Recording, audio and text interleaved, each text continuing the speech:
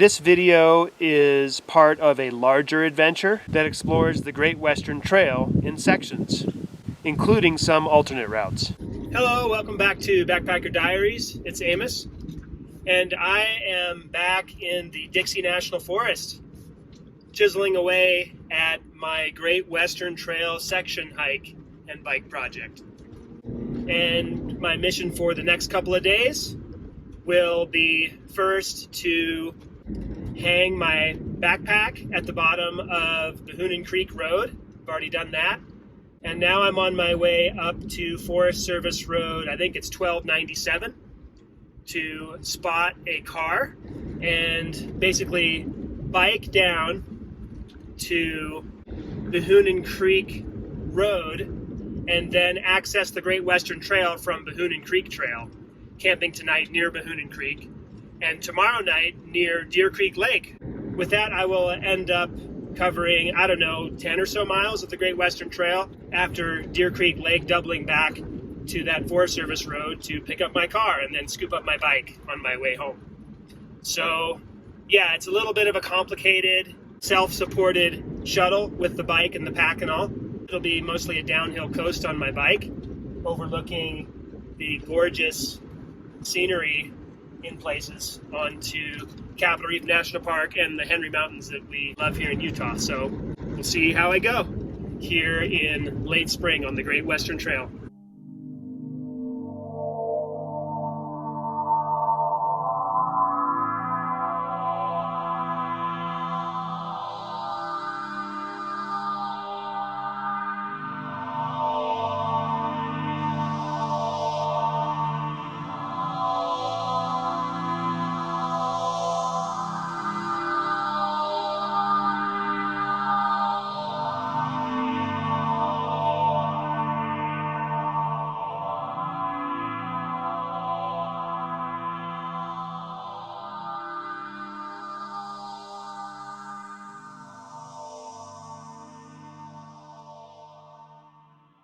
Good morning. It is June 9th, 2021 here, and I'm just about to get back onto the Behunin Creek Trail, and I'm having some fond memories of when I was on this same trail about 3 years ago when I went to Pleasant Lake, Chokecherry Point, and covered my first chunk of Great Western Trail miles here in Dixie National Forest.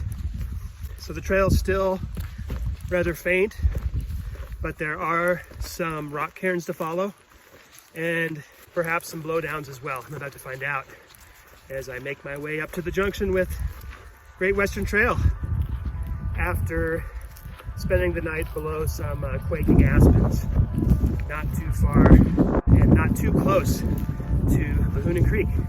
So we'll see how I go.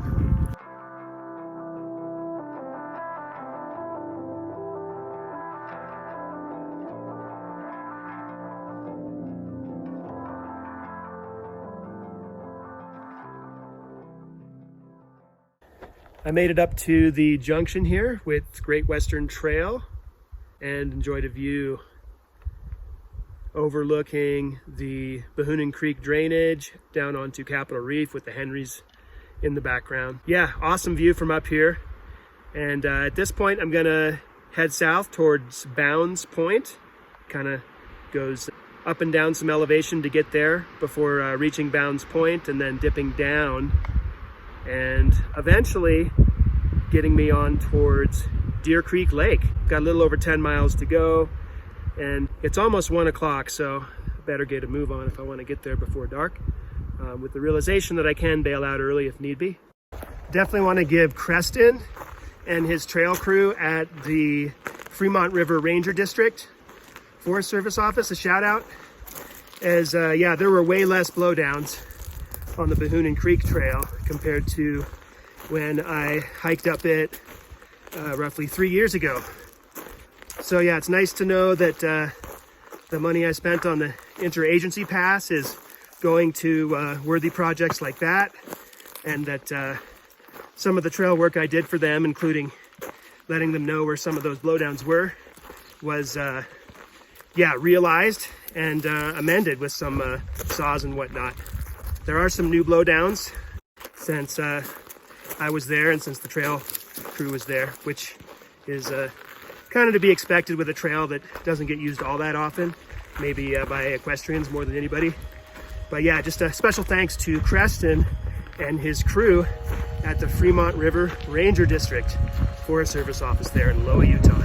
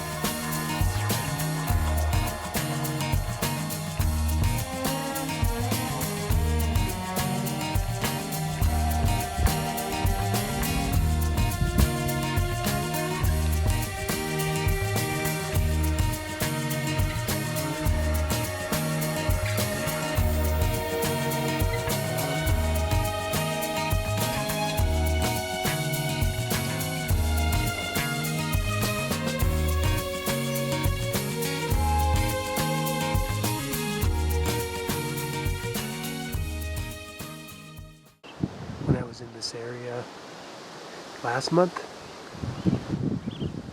saw a couple of large herds of elk, but they were all of the female variety. And this time I spot a lone bull elk here, as you can see, attracted by this water source. Today's June 10th, 2021, and I ended up making camp yesterday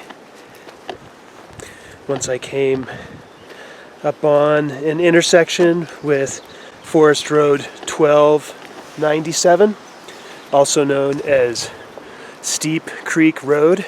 Knowing my exit strategy back to the car along that same road today, and feeling that I had had my fill after covering about 9 miles up and over Bounds Point over about 9 hours. I was ready for a rest after having tested out a brand new pack as well, so still sort of adjusting to that. Really enjoyed spotting a couple of bull elk by the watering hole this morning,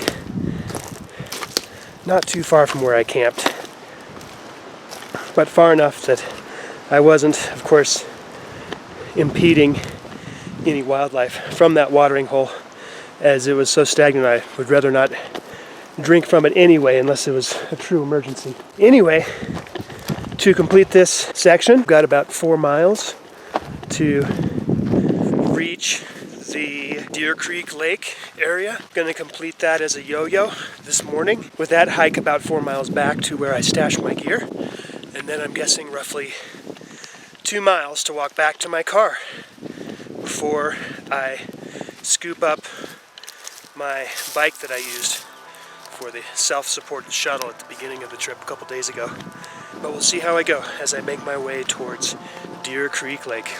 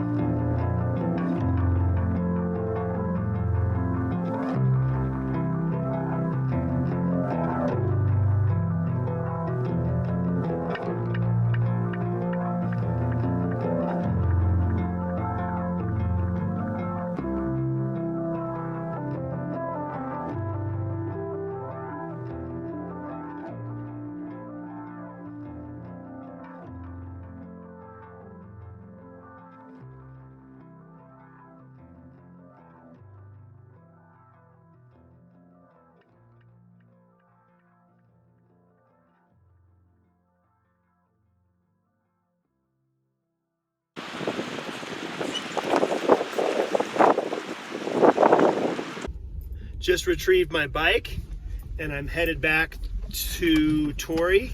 As far as this trip is concerned, yeah, it definitely went as planned for the most part. I'm glad that I camped where I did on the second night in spite of the high winds that made it tough to sleep. It's definitely easier to make an early exit on day 3 after a side trip with a light pack to Deer Creek Lake. Altogether, I covered like 25, 26 miles, something like that. And that includes the 6.5 mile bike shuttle to start off. Even got to see some wildlife with the bull elk this morning. So all in all, it was a really fun trip with decent weather.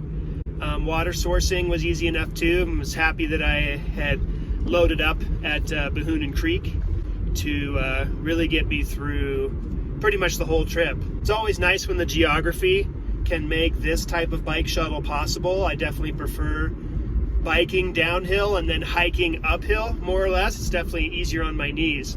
So I'll definitely seek out more trips like this in the future. I'm still getting used to the Osprey Exos pack that you see behind me over my shoulder there.